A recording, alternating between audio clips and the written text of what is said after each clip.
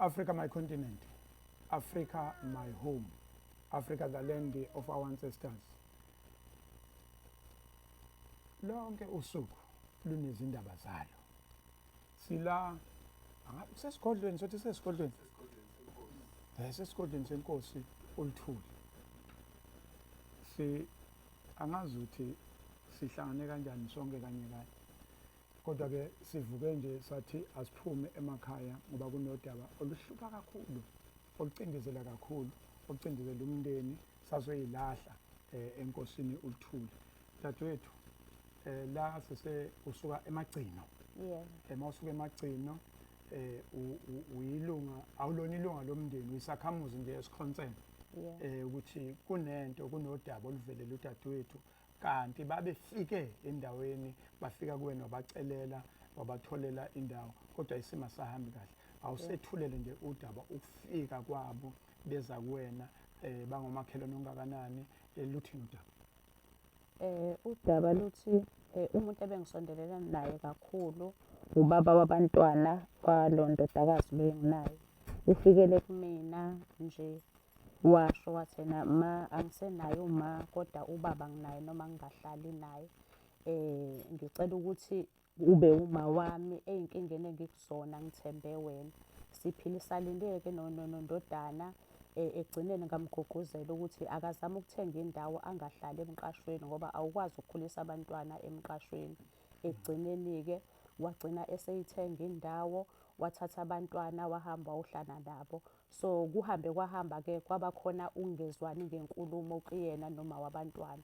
wagcina ke eseyilimazile ke kwasha umuzi lo bebehlala kuwona manje bengizocela ke nami la kundaba ezithu ukuthi uma amandla engaba khona abantwana bakhelo ngamanje okungiphatha kabuhlungu kakhulu ukuthi abantwana abaningi kwasha ngisho izinto zesikole kwasha ngisho kokugqoka kumanje njengoba kuzobusika nje sibuhlungu so umakhelwane ukuthi abantwana banazo izinto zokugqoka ne-uniform yasha so ngiyafisa ukuthi undaba ezithu asisize ukuthi abantwana bathole ikhaya. Sibonga kakhulu babefikele kuwena befika wabatholela indawo nakho kwesekuhamba isimo ukuthi ke abasenayo ke manje indawo futhi usekuwena futhi ukuthi sizohlangana enkosini sizokhuleka futhi sibonga ukuthi bengatholelwa indawo bakhele. Right, mhlambe sizosuka ke siye kudadewethu okuyena ozosichazela ukuthi isimo sifika kanjani la ngoba indaba elisebenayo ake ngikhathe lo noma ungasashongo nje ukuthi ubani sibonga kunalutho kodwa asize la dadewethu uzibamba umncanyana dadewethu bengelela abantu base-Afrika usichazele ubani udadewethu uSimphiwe wakho mama kuphi ekhaya nje ekhaya ikhona la esigodini sasemagcina ngokuzalwa la yebo ngokuzalwa la ubaba wengane nihlangana kuphi baba wengane sihlangane ngo-2005 sisafunda nje isikole futhi nje sabathola abantwana from 2005 kuze kufike nje kulo nyaka besandawonye sibe nabantwana abayi-4 behlala kubo ikhaya likhona la emagcina nami ngihlala ekhaya so kwaba nenkinga-ke ekhaya sagcina sibe abantu abangenalo ikhaya kwaphoqa ukuthi kufanele sihlale ndawonye naye sahlala-ke sonke salokhu siqasha waze wawathola-ke amandla wayithenga-ke indawo khona la esigodini sasemagcina sahlala-ke sonke ney'ngane zethu ezofuna. Ufuna ukusixoxela nalo mncane kungcono esengapha awusengapha mncanyana ukujwayelene ukhala kakhulu okay ngoba lena uyifuna ngempela iyona lena ayifuna ufuna kube yakhe futhi akayizwa kahle ya qhubeka sisi yebo bese sihlala nje ndawonye kungekho nkinga nje shuthi-ke kwafika usuku angisakhumbula noma ku-30 mhla 30 March saba nokungazwani nje ngalolo suku because ngangiye ey'hlobeni zami kukhona umcimbi omncane wawenziwe naye ekubo so kwangamjabulisa-ke lokho ukuthi ngilapho ngokuthi shuthi asazisananga bekuvele sengasekho kahle hle ukuzwana ngezimo-ke eziqhamukile khona ubudlelwane bethu engaba khona inkinga shuthi sakhulumisana-ke ngaloko inkinga nje yaqala lapho ngalolo suku ekuthenini ngisendaweni lapha ekhaya shuthi angizange ngimtshele khona la endaweni esigodini sasemagcina wagcina efikile-ke ewumuntu ofikayo khona ekhaya wase angibuyisa-ke ukuthi ngifunani lana, angimtshelanga, angithathe ingane sihambe sigodukise ekhaya lakhe. Hhayi ngahambisana-ke mina naloko, kwaze kwawukuthi nje kuphuma abanye basekhaya bazama ukumkhuza ukuthi hhayi ngeke musukuyenza lento oyenzayo, ngcono nizokhuluma kusasa ngoba vele seku-late manje yonke leyo nto. Hhayi kwawukuthi-ke naye nje hhayi wacasula shuthi naye laba abakhuzayo, waze wabeka isandla-ke omunye wabantu basekhaya. Waphuma wonke umndeni eseshayile omunye wabantu basekhaya, okushuthi nje kwase kuyaxatshwana nje umsindo wamkhulu khona esangweni. Khona nalapho futhi ngase ngithi sengiyothatha ingane-ke kulungile sengiyahamba ngoba sengiyabona ukuthi umsindo usumkhulu and ngiyabona ukuthi lento ngeke ize iphele kahle indlela isimo sesiyona. Ngasuka esangweni ngaya le endlini enkulu ezansi. Uma ngifika endlini enkulu ngithi ngithatha umntwana nginqatshelwe kuthiwa ngeke ngikwazi ukuhamba nengane ngalesi khathi because seku-late vele. Ngihlale kuthiwa ngihlale phansi bazokhuluma naye esangweni abantu abadala ngoba kwase kuphuma abantu abadala-ke nje ifamily nje cishe yonke.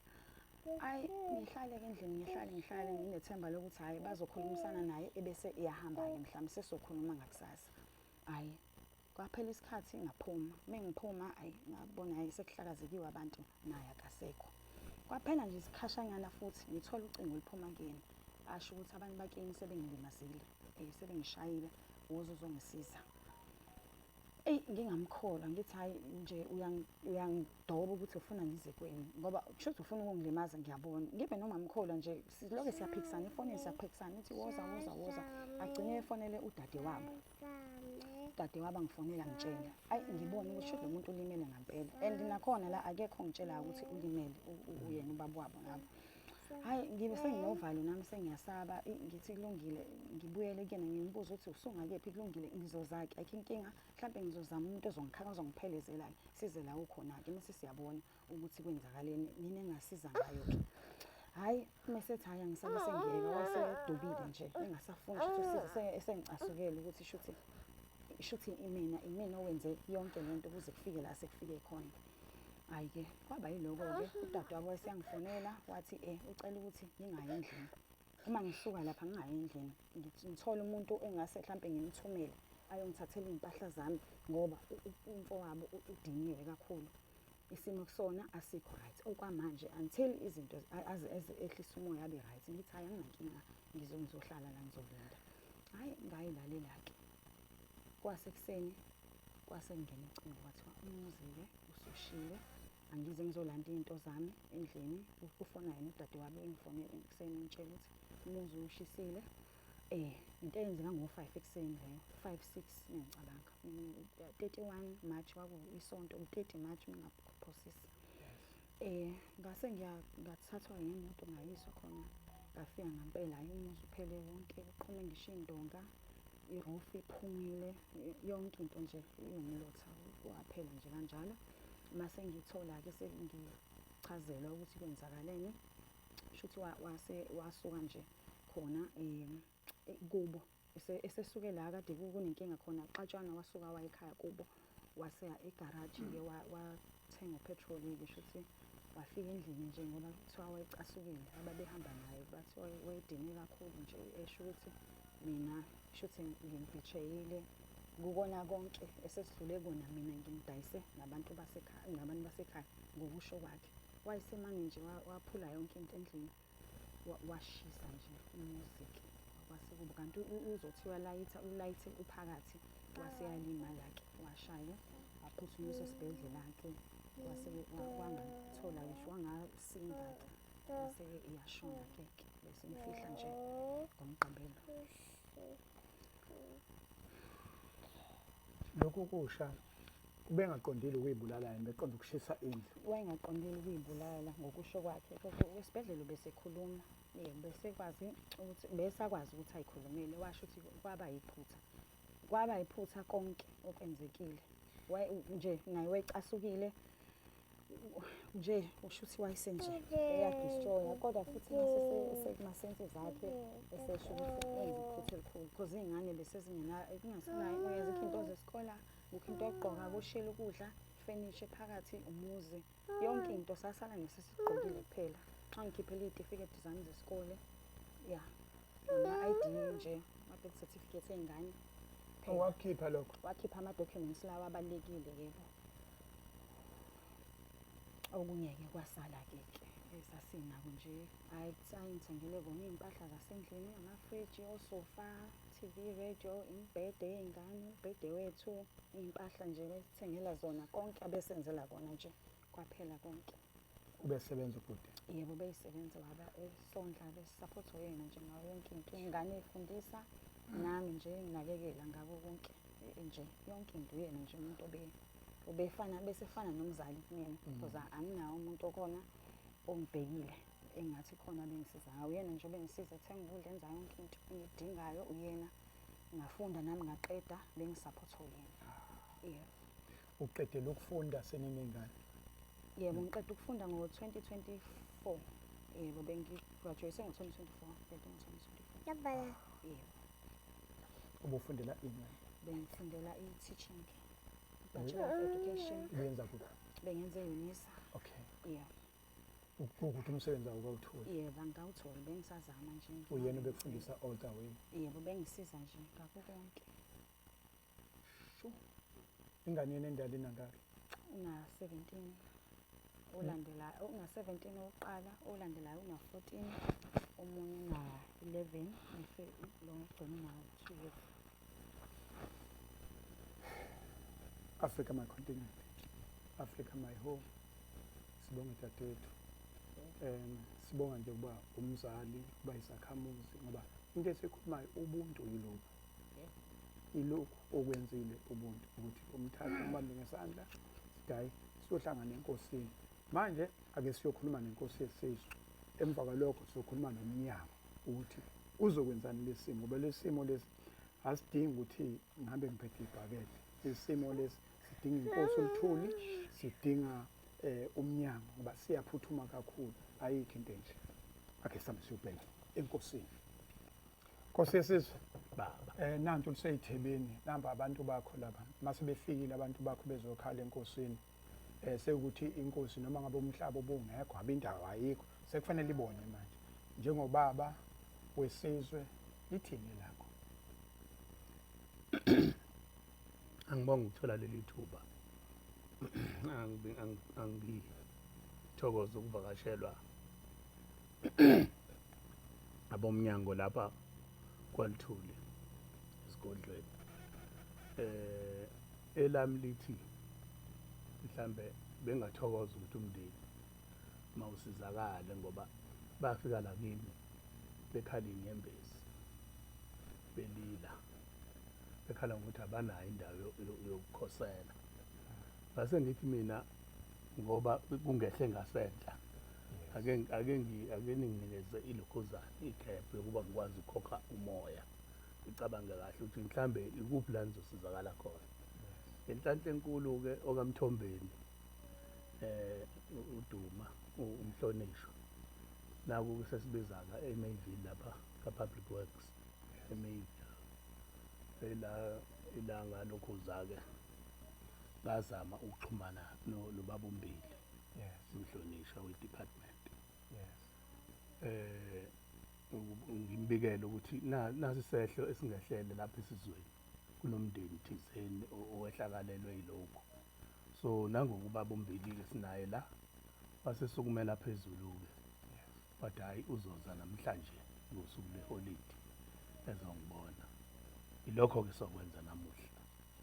Ngiyafisa nje umndeni usizakale kakhulu ngoba kumina ngaso sonke isikhathi kuhlale kunozwela. Mekhona into ethile ehlakalela umndeni ngiphatheke kabi. Ngiyathokoza. Sithokoza. Yonke into la sisesigodlweni senkosi uLithuli kodwa nomnyango ola. Cabanga ko umnyango i-department iphakathi. Phethe inhloko yomnyango ingene emnyango inhloko yomnyango. Umnyango ungenela emnyango. Wahlala la usuhleli umnyango uhleli ungene kodwa emnyango. Asihambe siye kwa human settlement. Kweyinhloko yomnyango ubaba uMbili sizokuthi kulesimo oba lesi simo nje lesiphuthuma ngaso siphuthuma ngokuthi inkosi isukumele phezulu umnyango baba uDuma kodwa uphethwe nansi inhloko yomnyango naye yathi ayisukume bezoyibonela bona bezoyizwela bona ukuze kubonakala ukuthi kuyiwa kanjani phambili ake semnyango ke manje kodwa khona la emnyango. Sesifikile emnyango siphethe inhloko yomnyango ubaba uMbili Bambili mfowethu nasi isimo siyafika wena-ke nezimo ey'ningi nengaphezu kwalezi ey'fikayo usuku nosuku. Nasi isimo sisibamba kanjani lesi simo? Ngiyakhumbula ukuthi uzela ubuzokhonza kwakhona la. Sohlangana lesi simo sithini ithini ukuthatha kwakho njengomnyanga kuphi eningakwenza? Hayi angiqale ngibingelele inkosi yesizwe uMadlanduna. Sibonge indlela esamukeleke ngayo. Sibonge noNgalo. Mhlambe angiqale emuva ngithi namhlanje iholiday. Njengoba kumsombuluko iholiday sibiza ngeEaster Monday. Yes. Kodwa ke sila njengoba ngila angihambi nabasebenzi bomnyango kodwa ngihamba nje noNongalo, ngihamba nawe noNgalo. Yes. Ngoba ezinye zezinto noma iculture engifuna ukuyifaka eminyangweni ukuthi uma sisebenza inkinga zabantu azilazi iholiday. Ayinalo iholiday. Inkinga zabantu aziyazi weekend. Yes. Uma sizothi siyolinda kuze kube uLwesibili kunenkinga, so ke ingakho ngithi ufuna ba-understand ukuthi nami ngiyasuka kwi-holiday ngishiya umndeni wami ngizobheka inkinga zabantu ngoba iwona umsebenzi esinikezwe wona. Ngifuna nje ukuyiqala lapho nanokuthi enye ye-culture engifuna ukuyifaka eminyangweni eyokushesha masenze izinto ukuthi ungatshelwa kabili. Uma utshelwe kanye ukuthi yenza into kufanele ubuyise i-report, ungaphinde utshele ukhunjuzwe ukuthi ngakube sekwenzekileni. Yiloko sizama ukwenza siyademonstrate ukuthi nathi lento yenziwa abasebenzi nathi singayenzi ngoba nje sinikeza umsebenzi thina okwenza okusebenza ukuphatha umnyango wonke sithume bona ukwenza izinto kodwa siyabakhombisa ukuthi lezi zinto abazenzayo nathi singakwazi ukuzenza. Asibuyeleke kulolu daba lokuthi emasontweni amabili edlule ungqongqoshe wethu uMthombeni ubize amakhosi aseThekwini ezokhuluma namakhosi aseThekwini ezocela ukuthi akasinikeze umhlaba ngoba inkinga esinayo kusukela ngo-2022 kube nezikhukhula. Imindeni ewu-1069 iyaba nenkinga ukuthi kwabhidlika imizi. Leyo mndeni leyo kusukela ngo-2022 kuya ku-2024 umnyango ukhokhe imali engango-128 million irent. Siyarenta, bahlala emiqashweni labantu siyabakhokhela 128 million bese kuthi kulo nyaka nje wodwa kusela ngoJanuwari kuya kuDisemba sizokhokha 125 million. Nawo-ke leyo mali imali yabakhokhi bentela leyo siyayibuka ukuthi ayiyona investment ngoba uma ngabe sikhokha irent ayikho investment esiyenzayo kanti thina kufanele sakhele abantu izindlu, kufanele sikhokhele abantu irent. So-ke eminye imisebenzi-ke enginikezwe yona ukuthi ngenze isiqiniseko sokuthi ngiyaxazulula lo daba lokuthi abantu bahlale emqashweni kodwa abantu bahlale endlini zabo. Sibe sesithatha lo daba-ke sikhuluma nenkosi ukuthi kunemndeni eyisikhombisa ehlala la endaweni yenkosi la esikhokhela irent ukuthi inkosi yesizwe ungakwazi ukusinikeza indawo yokuthi sikwazi ukubakhela labantu. So-ke sithe sahlela nenkosi bisingifonela kwizolo ukuthi hayi Mbili ungathi senginodaba oluphuthuma ngaphezulu kwalolu lakho. Kunomndeni wakaKhumalo onale nkinga nje basebeyibekile inkinga. Ngase ngithi ke inkosi yesizwe kusasa njengoba kuyiholiday nje mina ngizobe nginawo ikhona inkosi yesizwe athi inkosi yesizwe hayi ikhona. Ngase ngikuthinta-ke noNgalo ukuthi kuba lo daba sisebenza nawe. Ingakho-ke sila ngifuna-ke ukuthi siwuqinisekise umndeni ukuthi sizoqala siwakhele indlu yesikhashana esibiza nge-temporary residential unit, indlu yesikhashana kodwa ehlala more than 10 years. Yes. Sizobe siqhubeka-ke nohlelo lokuthi sibakhele indlu ezoba isisombululo sangona phakathi kodwa nje inkosi yesizwe njengoba isinikeza isiqiniseko sokuthi kusasa kuyokhulunywa udaba lokubekwa kwabo. Sifuna ukusho ukuthi ngeuphela uMeyi akunje 2 weeks ngibanikeza isikhathi singango-2 weeks sizobe sibuya sizoyivula le ndlu lesikhashana esizobanikeza yona ukuze bahlale ngedignity. Lokho sizokwenza nalemndeni-ke ewu7 esikhokhela irent. Inkosi yesizwe yasithembisa ukuthi izosinikeza indawo. Sizokwenza isiqiniseko sokuthi uMeyi uphela siyakhelile lemndeni ukuze siyikhiphe lapha emqashweni sisave imali yabakhokhi bentela base South Africa. Yiloko esizokwenza. Sisho-ke futhi ukuthi ngoba sesilaso umnyango sisebenzela uhulumeni, ngizokwenza isiqiniseko sokuthi mangiphuma la ngithinta inhloko yomnyango yaka-social development laba ababhekene nokuthuthukiswa komphakathi. Ngizokhuluma naye umama uVilakazi ukuthi ngihlangabezene nalesimo ukuze nabo isonto lingakapheli kufanele bawubone lo mndeni, bazodila nesimo se-uniform ukuthi kushe ama-uniform, babheke isimo sokuthi njengoba kuwukuthi ubaba wekhaya wazishisa wagcina eshonile, umama lo bekade ehlala naye uyadinga ukuthi alulekwe nangokwezengqondo nanezingane. So-ke umnyango waka-social development ngingaqinisekisa nje inkosi yesizwe ukuthi ngizokwenza isiqiniseko sokuthi ngiyakhuluma nenhloko yomnyango, isonto lingakapheli uzothumela umama uVilakazi abazozasiza lo mndeni, ukusho ukuthi sizowunikeza lo mndeni usizo oluphelele. Ngoba thina sikhuluma ngokuthi asakhi izindlu kodwa sikhuluma ngokuhlaliswa kwabantu. Asidili nezindlu kuphela, sikhuluma ngokuhlaliswa kwabantu, okusho ukuthi mase ngifikile angikwazi ukube sengithi hayi lokho kunyangona kwami ngoba phela sisebenzela uhulumeni. Yiloko esizosiqinisekisa. Ngifuna ukusho-ke Nongalo ukuthi uma sisuka la siye enkosini yamaqadi, uma sisuka la inkosi yamaqadi iyobeka imindeni ewu-13 eyishumi nantathu eyahlukunyezwa ikhukhula lapha kaBester ngenyanga edlule. Sikhulumile futhi nenkosi yamaqadi iyabanikeza indawo, uma sisuka la iyobabeka inkosi yamaqadi. Kusukela kusasa bazobe bakhelwa nabo izindlu zesikhashana zizobe zakhiwa.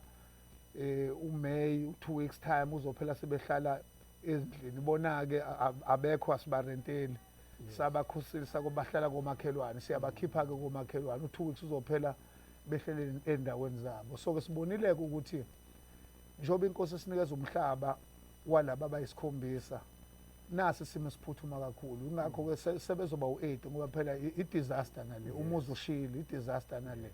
So ingakho lo mndeni sizowunikeza ngaphezulu komuzi wona, sizowunikeza nokuthi-ke bazolulekwa nangokwezengqondo nesimo sama-uniform-ke. Silapho-ke ngoba umsebenzi esinikezwe wona umsebenzi wokusebenzela isizwe. Sinikezwe lo msebenzi lo ukuthi abantu uma sekufike thina siwuhulumeni abakwazi ukuhlala bekhala, kufanele sibanikeze ithemba abantu. Sibonga kakhulu-ke noholo lukaMthombeni ukuthi ukwazile ukuthi uthe kumina Mbili, njengoba sifika thina kulo mnyango sobabili kunalesimo esisukela eminyakeni emithathu edlule 2022, thina nawe kufanele lesimo sesixazulule. Sibhekene naloso simo-ke siyagijima ngasilali. Siyabonga kakhulu uholo lakhe ukuthi uyasihola, uyasinikeza indlela ukuthi kufanele siyenze. Siyabonga. Africa my continent zinjalo inhloko yomnyango human settlement asilali ngoba sisuka nje manje vele sesiya lapha enkosini yamaqadi nakhona sikuyobonakala ukuthi-ke basizakala kanjani abantu, ngoba into emqoka ukuthi okuncane ozokwenza ukwazi ukushintsha impilo yomuntu, lokho kukhulu ngisho ezulwini. I thank you.